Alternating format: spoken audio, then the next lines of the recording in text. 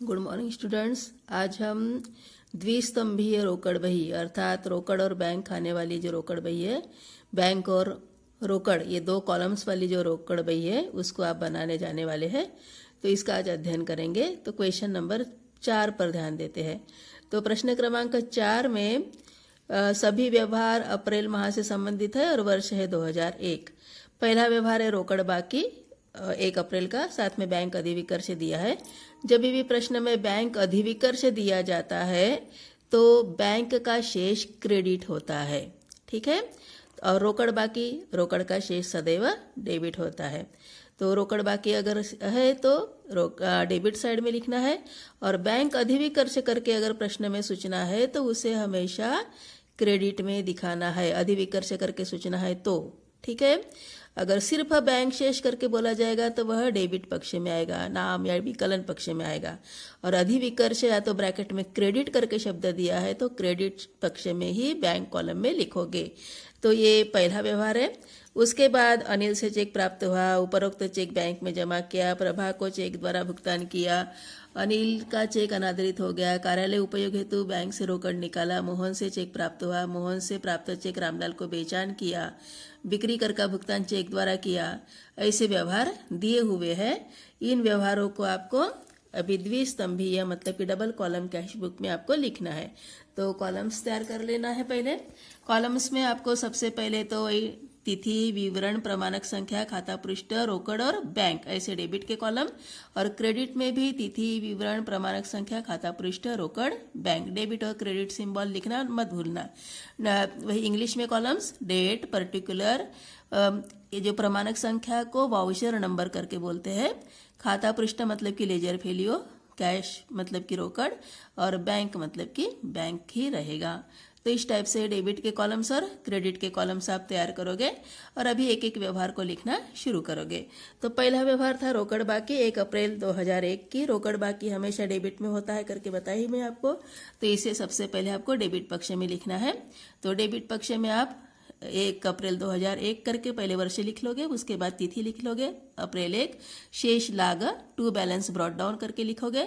रोकड़ column, column पे विशेष ध्यान देना है, किसी भी कॉलम में नहीं लिखना है। राशि का जो रोकड़ कॉलम है उसी में ही आपको अमाउंट लिखना है, क्योंकि आप रोकड़ का शेष लिखने वाले हो। और फिर से उसी तिथि का जो व्यवहार था बैंक अधिविकर्ष का, उसको क्रेडिट पक्ष में आप लिखोगे, क्योंकि अधिविकर्ष दिया है, ओवरड्राफ्ट करके बोलते हैं इसको। तो अधिविकर्ष क्रेडिट पक्ष में आप लिखोगे, बैंक कॉलम में ही लिखोगे 11,400 रुपया। ये हो गया पहला व्यवहार। शेष लाग करके लिखना है, मतलब कि टू बैलेंस ब्रॉट डाउन है, डेबिट में लिखना है तो, क्रेडिट में लिखना है तो बाय बैलेंस ब्रॉट डाउन, ठीक है। डेबिट में लिखते समय टू शब्द इस्तेमाल होता है, क्रेडिट में लिखते समय बाय शब्द शुरुआत में लिखा जाता है। तो ये हो गया है रोकड़ शेष डेबिट में लिख लिए, बैंक शेष अधिविकर्ष था इसलिए क्रेडिट में लिख लिए। उसके बाद अगला जो व्यवहार है 6 अप्रैल का, अनिल से चेक प्राप्त हुआ 6,500 रुपया। तो अनिल से चेक प्राप्त हुआ, जब भी किसी भी व्यक्ति से अगर चेक प्राप्त होता है तो आपको प्रविष्टि करनी पड़ती है रोकड़ खाता डेबिट और जो जिस व्यक्ति ने दिया उस व्यक्ति के नाम से। तो यहाँ पे अनिल से चेक प्राप्त हुआ इसलिए प्रविष्टि होगी रोकड़ खाता डेबिट। अनिल से चेक प्राप्त होता है तो जब तक वह चेक रेखांकित है करके नहीं बताया जाता, या तो बैंक में जमा किया करके सेंटेंस नहीं जोड़ा जाता उस सेंटेंस के आगे, तब तक उस चेक को हम रोकड़ के रूप में अपने पास रखते हैं, क्योंकि हम इसे किसी अन्य व्यक्ति को भुगतान करने के लिए दे सकते हैं। आप किसी अन्य व्यक्ति से अगर उधारी आपकी है तो आप वही जो किसी व्यक्ति का, अन्य व्यक्ति का जो चेक है वह तीसरे व्यक्ति को सौंप सकते हो। और इसी कारण से किसी व्यक्ति से आपको अगर चेक प्राप्त होता है तो वह रोकड़ के रूप में ही आपके पास रहेगा, क्योंकि वह चेक आपने अभी बैंक में नहीं जमा किया है। और इसी कारण से अनिल से चेक प्राप्त हुआ, रोकड़ खाता डेबिट अनिल से करके प्रविष्टि होती है। जर्नल में भी बैंक संबंधित व्यवहारों में आपने ये पढ़ा है, और इसी कारण से अभी इस व्यवहार का प्रभाव रोकड़ खाता डेबिट करके जर्नल में आ चुका है, और इसीलिए डेबिट पक्ष में आपको इस व्यवहार को लिखना पड़ेगा। तो डेबिट पक्ष में 6 अप्रैल करके लिखोगे, और विपरीत पक्ष का जो नाम होता है प्रविष्टि में अनिल से करके जो दिया है उस नाम से प्रविष्टि करोगे, अनिल से और रोकड़ कॉलम में ही लिखोगे यहाँ पे 6,500, क्योंकि चेक प्राप्त हुआ है, बैंक में उसे जमा आपने अभी से नहीं किया है, इसी तिथि को नहीं किया है, और इसीलिए 6,500 रुपया रोकड़ कॉलम में आपको लिखना है। क्योंकि यहाँ पे प्रविष्टि में रोकड़ खाता डेबिट है, इसलिए रोकड़ कॉलम में डेबिट पक्ष में अमाउंट दिखनी चाहिए। तो ये हो गया 6 तारीख वाला व्यवहार। उसके बाद है 10 तारीख। उपरोक्त चेक बैंक में जमा किया। उपरोक्त चेक बैंक में जमा करते हो मतलब कि अनिल का चेक आप बैंक में जमा करते हो, तो आप अभी 10 तारीख को यही जो अनिल का जो चेक आपको मिल चुका था 6 अप्रैल को, इसे आप 10 अप्रैल को बैंक में जमा कर रहे हो। इसी व्यवहार को पूर्व प्राप्त चेक बैंक में जमा करना करके बोला जाता है। और जब भी पूर्व प्राप्त मतलब कि पहले से प्राप्त चेक अगर आप जमा करते हो तो उस समय कॉन्ट्रा एंट्री अर्थात प्रति प्रविष्टि होगी। और प्रति प्रविष्टि मतलब कि बैंक और रोकड़ दोनों भी एक व्यवहार में आएंगे, तो इस व्यवहार की प्रविष्टि बैंक में रुपया जमा करने के समान होगी, अर्थात बैंक खाता डेबिट रोकड़ खाते से ऐसे प्रविष्टि होगी। अनिल के चेक पर अमाउंट 6,500 रुपये लिखा था और इसीलिए यह प्रविष्टि 6,500 रुपये की रहेगी। बैंक खाता डेबिट रोकड़ खाते से उपरोक्त चेक बैंक में जमा किया मतलब कि किसी व्यक्ति का पूर्व प्राप्त चेक आपने बैंक में जमा किया है। ऐसे व्यवहार के लिए विपरीत प्रविष्टि उभय प्रविष्टि या प्रति प्रविष्टि होती है, जिसे इंग्लिश में कॉन्ट्रा एंट्री करके बोलते हैं। बैंक खाता डेबिट रोकड़ खाते से ऐसे प्रविष्टि होगी। अब इस प्रविष्टि का प्रभाव कैसे होगा? बैंक खाता डेबिट रोकड़ खाते से करके है। डेबिट में अगर आप लिखेंगे तो क्या लिखेंगे? रोकड़ खाते से। 10 तारीख रोकड़ खाते से। कॉन्ट्रा एंट्री है, सिंबल लिख लेना है सी, और प्रमाणक संख्या वाले कॉलम में वाउचर नंबर वाले कॉलम में सी करके सिंबल लिख लोगे। और ये जो बैंक खाता डेबिट हो गया था इसलिए आपने विपरीत शब्द से प्रविष्टि किए हैं रोकड़ खाते से। और कॉलम कौन सा यूज करना है? बैंक कॉलम यूज करना है, क्योंकि बैंक खाता डेबिट हुआ है। बैंक कॉलम में डेबिट में अमाउंट दिखनी चाहिए। और यही व्यवहार आपका क्रेडिट में भी आएगा, क्योंकि यहाँ पे रोकड़ खाता क्रेडिट हो गया है, रोकड़ खाते के क्रेडिट में भी अमाउंट दिखनी चाहिए। और इसीलिए 10 तारीख का व्यवहार बैंक खाते को करके लिखोगे और रोकड़ कॉलम में 6,500 रुपया लिखोगे। अर्थात जिस कॉलम में आपको लिखना है अमाउंट, उसका विपरीत नाम आपको वहाँ पे लिखना पड़ता है। तो समझ में आ गई बात? तो यहाँ पे बैंक खाता डेबिट रोकड़ खाते से था, इसलिए डेबिट में आते समय आपने क्या लिखा है? अपोजिट नाम लिखे रोकड़ खाते से। और क्रेडिट में लिखते समय आपने अपोजिट नाम लिखे, रोकड़ का अपोजिट कौन सा था वहाँ पे? बैंक था। और कॉलम बिल्कुल कैसा है? विपरीत है।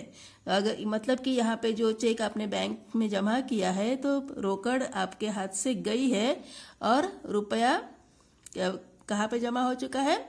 बैंक में रुपया जमा किया है। बैंक रुपया प्राप्त होने वाली है और आपके हाथ से रोकड़ जाने वाली है। और इसी कारण से यह जो एंट्री है वह दोनों पक्षों में आई, बैंक कॉलम में डेबिट में और रोकड़ कॉलम के क्रेडिट में इस एंट्री का प्रभाव हुआ है। तो इस प्रकार की ये 10 अप्रैल की प्रविष्टि रहेगी। फिर उसके बाद आगे है प्रभा को चेक द्वारा भुगतान किया। 11 अप्रैल प्रभा को चेक द्वारा भुगतान किया है। जब किसी व्यक्ति को आप चेक के द्वारा भुगतान करते हो तो क्लियर रहता है। चेक द्वारा भुगतान करके बोलेंगे तो आपको सीधा बैंक कॉलम में असर दिखाना पड़ता है, और इसी कारण से बैंक से अमाउंट कम होने वाली है, भुगतान होने वाला है। एंट्री अगर जानना चाहते हो तो प्रभा को चेक के द्वारा भुगतान करोगे तो क्या होगा? प्रभा डेबिट हो जाएगी बैंक खाते से, इसलिए बैंक खाते से करके है। और इसी कारण से क्रेडिट में आप लिखोगे अभी इस व्यवहार को, बैंक खाते से है इसलिए क्रेडिट पक्ष में जाके आपको एंट्री करनी है। त्रिस्तंभीय रोकड़ बही है, ये द्विस्तंभीय रोकड़ बही है। यहाँ पे रोकड़ खाता और बैंक खाता एक साथ बन रहा है। और इसी कारण से जो 11 तारीख का व्यवहार था प्रभा को चेक द्वारा चुकाए, ये क्रेडिट पक्ष में आएगा, क्योंकि आपकी प्रविष्टि हो चुकी है प्रभा डेबिट बैंक खाते से। बैंक कॉलम के क्रेडिट में आपको इसका प्रभाव दिखाना है। 11 अप्रैल 4,850 रुपया बैंक कॉलम में लिखोगे प्रभा को नाम विवरण में लिखते समय। ठीक है, तो प्रभा को लिखोगे और अमाउंट जाएगी 4,850 रुपया बैंक कॉलम में। इस प्रकार का ये 11 तारीख वाला व्यवहार। फिर है आगे 15 तारीख का व्यवहार। 15 को है अनिल का चेक अनादरित हो गया। अभी किसी व्यक्ति का चेक अगर अनादरित होता है तो उसका प्रभाव पहले व्यवहार से उसका संबंध रहता है, और प्रभाव कैसा होता है? व्यवहार कैंसिल हो जाता है। यहाँ पे चेक अनादरित होना मतलब कि बैंक क्या करेगी?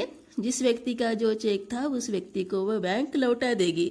और इसी कारण से एंट्री होगी यहाँ पे अनिल डेबिट बैंक खाते से, ठीक है। और इसी कारण से अभी बैंक खाते से करके क्रेडिट में शब्द आ चुका है, इसलिए अनादरण वाला व्यवहार क्रेडिट में दिखेगा। 15 अप्रैल अनिल को करके लिखोगे, बैंक कॉलम में अमाउंट लिखोगे, क्योंकि प्रविष्टि के आधार पे भी आप ये व्यवहार सभी लिख सकते हो। तो ये अनिल का चेक अनादरित हुआ, प्रविष्टि समझ में आ गई होगी। बैंक खाते से करके क्रेडिट में, इसलिए क्रेडिट कॉलम में क्रेडिट साइड में लिखोगे बैंक के, ठीक है। बैंक कॉलम में आपको अमाउंट दिखानी है और व्यवहार का नाम कैसे संबोधित करना है, अनिल को विपरीत पक्ष से नाम आपको लिखना है। तो इस प्रकार से ये 15 अप्रैल की एंट्री हो गई। उसके बाद आगे है कार्यालय उपयोग हेतु बैंक से रोकड़ निकाली।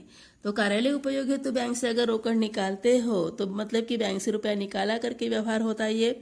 20 अप्रैल का व्यवहार कार्यालय उपयोग हेतु बैंक से रोकड़ निकाली, प्रति प्रविष्टि यहाँ पे होगी और एंट्री कैसे होगी, रोकड़ खाता डेबिट बैंक खाते से।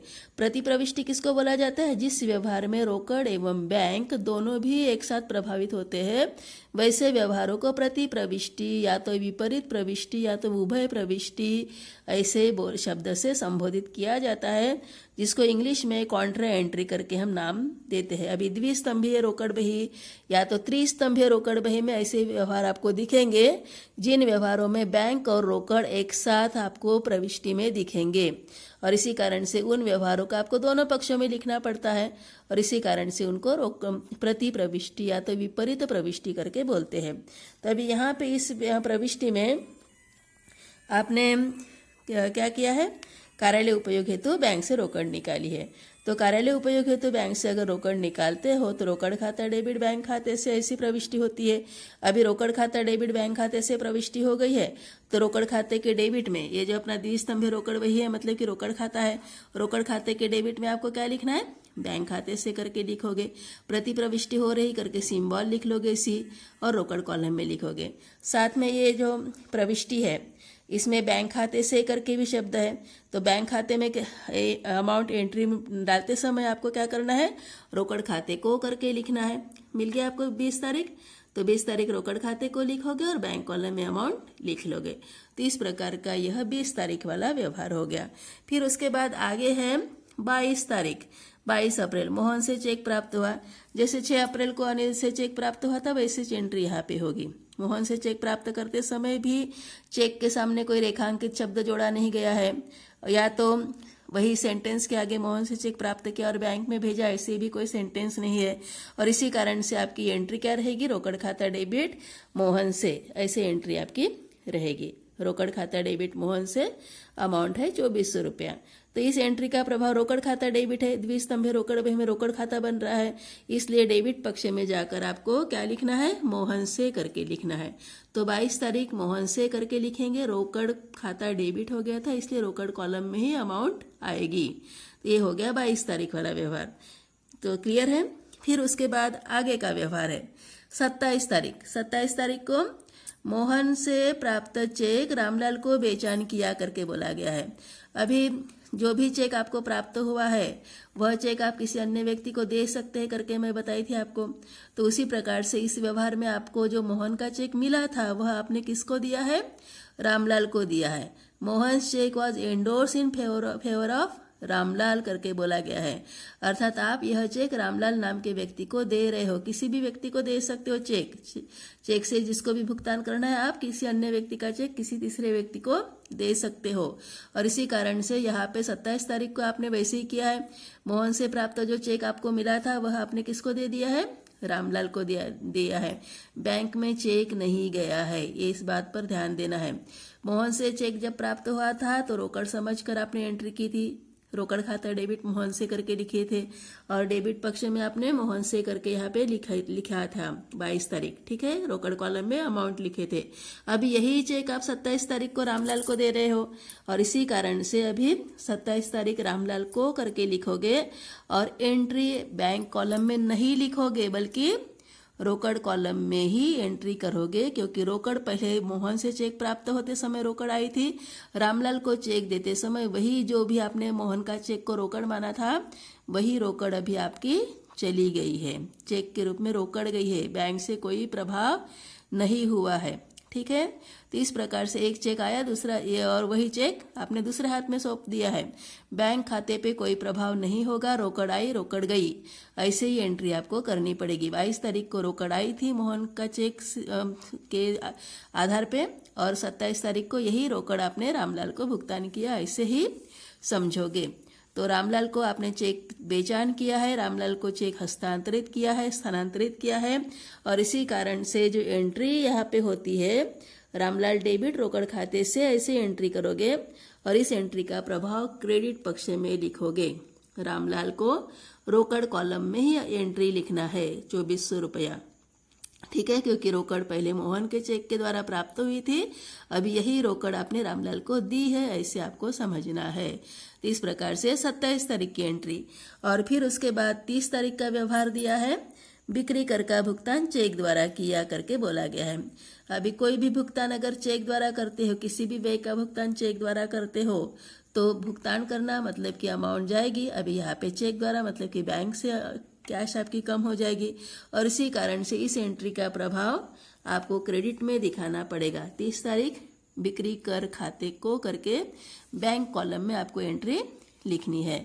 बैंक कॉलम में 350 रुपये, क्योंकि बिक्री कर चुकाते समय या तो कोई भी व्यय चुकाते समय प्रविष्टि क्या होती है, व्यय का खाता डेबिट होता है, चेक द्वारा व्यय चुका है इसलिए बैंक खाते से है, इसलिए बैंक ये द्विस्तंभीय रोकड़ बही में बैंक खाता बन रहा है, और रोकड़ खाता भी साथ में बन रहा है, और इसी कारण से बैंक खाते के क्रेडिट पक्ष में बिक्री कर खाते को करके लिखते हुए बैंक कॉलम यहाँ पे प्रभावित करोगे।